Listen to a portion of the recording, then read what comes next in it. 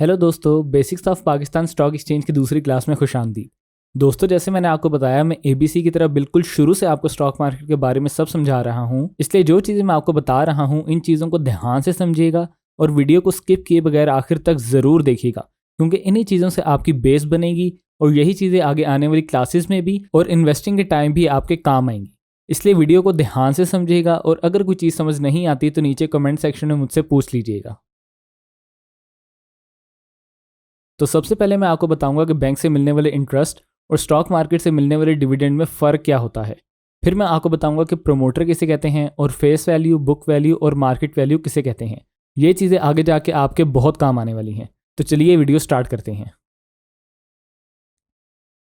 तो दोस्तों, जैसे जब हम बैंक में पैसे रखते हैं तो हमें इंटरेस्ट मिलता है, वैसे ही जब हम किसी कंपनी के शेयर्स खरीदते हैं तो कंपनी हमें डिविडेंड देती है।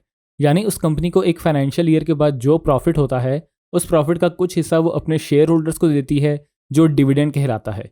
डिविडेंड की ऑफिशियल डेफिनेशन है a sum of money paid regularly by a company to its shareholders out of its profits. हर कंपनी की मीटिंग होती है जिसमें डिसाइड किया जाता है कि शेयर होल्डर्स को कितना डिविडेंड देना है। तो अब जान लेते हैं कि डिविडेंड में और जो बैंक हमें इंटरेस्ट पे करता है, इन दोनों में क्या फ़र्क है। फर्ज करें आपने जून 2021 में किसी बैंक में 3 साल के लिए फिक्स डिपॉजिट करवाया और बैंक आपको कहता है कि वो 6% के हिसाब से आपको हर साल प्रॉफिट देगा। तो जब आपने एक दफ़ा फिक्स डिपॉजिट करवा दिया तो अब बैंक अपने रेट्स को आपके लिए चेंज नहीं कर सकता।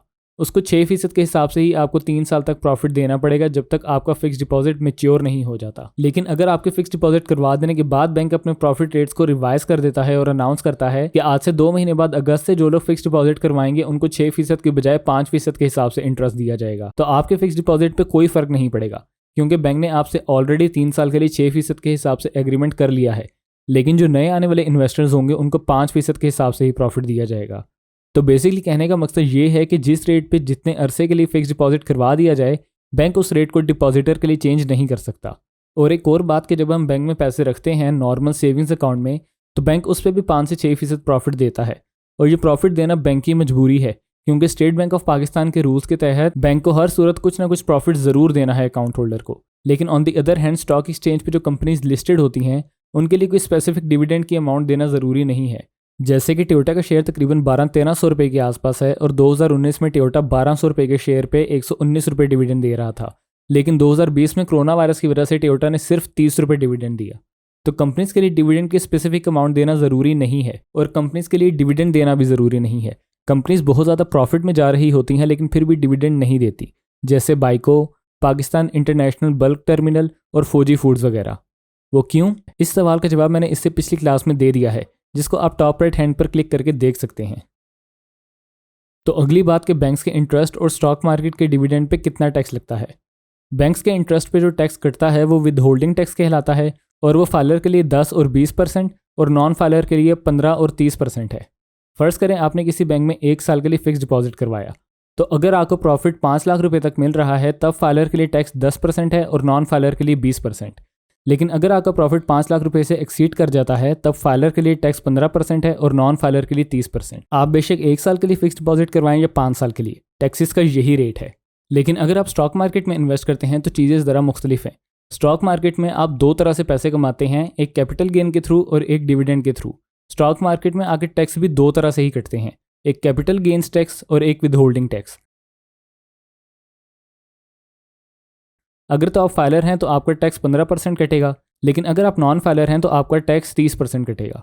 मिसाल के तौर पे आपने किसी कंपनी का शेयर 200 रुपये का खरीदा और 1 महीने बाद 210 रुपये का सेल कर दिया, तो 200 रुपये आपका कैपिटल था और 10 रुपये उस पर गेन। तो उस 10 रुपये पर फाइलर का 1.5 रुपये टैक्स कटेगा और नॉन फाइलर का 3 रुपये। लेकिन अगर आप किसी कंपनी का शेयर 4 साल तक होल्ड करके रखते हैं और 4 साल के बाद सेल करते हैं, तब आपका कोई कैपिटल गेन्स टैक्स नहीं कटेगा और आप टैक्स से एग्जेम्प्ट हो जाएंगे। मसलन आपका 200 रुपये का शेयर 4 साल बाद 500 रुपये का हो गया है, तो जब आप अपना शेयर सेल करेंगे तो आपको पूरा 500 रुपये मिलेगा और 1 रुपया भी टैक्स नहीं कटेगा। और डिविडेंड पे कितना टैक्स कटता है? डिविडेंड पे भी फाइलर के लिए 15% और नॉन फाइलर के लिए 30% टैक्स रेट है। लेकिन ये टैक्स आप नहीं बल्कि आपके बिहाफ पे जिस कंपनी का शेयर आपने लिया हुआ है वो कंपनी देगी। फर्ज करें कोई कंपनी है वो 100 रुपये डिविडेंड अनाउंस करती है, तो अगर आप फाइलर हैं तो कंपनी खुद से 15 रुपये FBR को दे देगी और बाकी के 85 रुपये आपके अकाउंट में क्रेडिट कर देगी। जैसे शेयर को तो 4 साल से ज़्यादा होल्ड करके आप कैपिटल गेन्स टैक्स से बच सकते हैं, लेकिन डिविडेंड की सूरत में आप विद होल्डिंग टैक्स से नहीं बच सकते, बैंक्स के इंटरेस्ट की तरह ये टैक्स भी आपको लाजमी देना होगा। तो नेक्स्ट बात कि प्रमोटर कौन होता है और फेस वैल्यू, बुक वैल्यू और मार्केट वैल्यू में क्या फ़र्क है। दोस्तों, जब भी कोई आदमी बिजनेस शुरू करता है तो उस बिजनेस शुरू करने वाले इंसान को प्रमोटर कहते हैं। और लाजमी नहीं है कि कंपनी का एक ही प्रमोटर हो, कंपनी के मल्टीपल प्रमोटर्स भी हो सकते हैं। मिसाल के तौर पर किसी कंपनी को 5 लोगों ने मिलकर स्टार्ट किया है तो वो 5 लोग उस कंपनी के प्रमोटर्स कहलाएंगे। अगली बात कि फेस वैल्यू किसे कहते हैं। फर्ज करें जिन 5 लोगों ने मिलकर बिजनेस स्टार्ट किया है उन 5 ने 10-10 लाख रुपए इन्वेस्ट किए हैं, तो इस इन्वेस्टमेंट का प्रूफ भी तो चाहिए उनको। प्रूफ के तौर पे उनको कंपनी के शेयर्स दिए जाएंगे। अब ये इन 5 पर डिपेंड करता है कि वो शेयर की कितनी वैल्यू रखना चाहते हैं। ज़्यादातर कंपनीज शेयर की वैल्यू 10 रुपये ही रखती हैं, क्योंकि इससे हिसाब किताब करना कंपनी के लिए काफ़ी आसान हो जाता है। तो फर्ज कर लें कि इन्होंने भी डिसाइड किया है कि एक शेयर 10 रुपये का होगा, तो इस हिसाब से हर प्रमोटर के पास 1 लाख शेयर्स होंगे। और जो 10 रुपये एक शेयर की प्राइस डिसाइड हुई है, ये प्राइस ही कंपनी की फेस वैल्यू कहलाएगी। अब फर्ज करें इन 5 ने डिसाइड किया है कि हम IPO लॉन्च करेंगे और कंपनी को पाकिस्तान स्टॉक एक्सचेंज पे पब्लिकली लिस्ट करेंगे।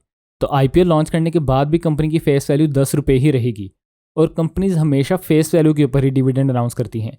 जैसे कि टोयोटा इंडस मोटर का शेयर तकरीबन 1240 रुपये के आसपास चल रहा है और रिसेंटली टोयोटा ने 300% इंटरिम डिविडेंड अनाउंस किया है। तो ये 300% करंट शेयर प्राइस जो कि 1240 रुपये है उसका नहीं, बल्कि फेस वैल्यू जो कि 10 रुपये है उसका 300% है। इसलिए 300% डिविडेंड सिर्फ 30 रुपये बना है। तो अगली बात बुक वैल्यू किसे कहते हैं। बुक वैल्यू का आसान जुबान में मतलब है total assets minus it's total liabilities. फर्ज करें एक हार्डवेयर शॉप है, उस शॉप के पास 10 लाख रुपए कैश है, 20 लाख रुपए उसने कहीं इन्वेस्ट किए हुए हैं, 40 लाख रुपए का वो प्लॉट है जहां वो शॉप है और 30 लाख रुपए के उस शॉप में इक्विपमेंट्स पड़े हुए हैं। तो टोटल एसेट्स उस हार्डवेयर शॉप के पास 1 करोड़ रुपए के हैं और दूसरी तरफ उस कंपनी पे 40 लाख रुपए का कर्जा है और 5 लाख रुपए उस शॉप के मंथली एक्सपेंसेस हैं, यानी एम्प्लॉयज़ की सैलरी और बिल्स वगैरह। तो अगर 1 करोड़ रुपए की कंपनी के सारे एसेट्स बेच दिए जाएं और कंपनी का सारा कर्जा जो कि 40 लाख रुपए है वो अदा कर दिया जाए और सारे मंथली एक्सपेंसेस भी जो कि 5 लाख रुपए हैं पे कर दिए जाएं, तो 1 करोड़ में से ये 45 लाख खर्च करके जो 55 लाख रुपए बचेंगे उससे कंपनी की बुक वैल्यू कहा जाएगा। और नेक्स्ट है market value. Market value calculate करना इंतहाई आसान है। मार्केट वैल्यू कैलकुलेट की जाती है current market price multiply by total outstanding shares. मसलन एंग्रो की करंट शेयर प्राइस 316 रुपये है और एंग्रो के टोटल आउटस्टैंडिंग शेयर्स हैं 576 मिलियन। तो 313 को टोटल नंबर ऑफ शेयर से मल्टीप्लाई करें तो आंसर आता है ये, यानी एंग्रो की current market value 182 billion rupees है। तो आई होप आपको ये तमाम बातें समझ आ गई होंगी, लेकिन अगर फिर भी आपके कोई सवालात हैं तो आप मुझसे नीचे कमेंट सेक्शन में पूछ सकते हैं। बाकी चीज़ें इंशाल्लाह इससे अगली वीडियो में। तो चैनल को सब्सक्राइब करके बेल आइकन पर क्लिक करके ऑल को लाजमी प्रेस कीजिएगा ताकि मेरी फ्यूचर में आने वाली तमाम वीडियोज़ का नोटिफिकेशन आपको मिल सके।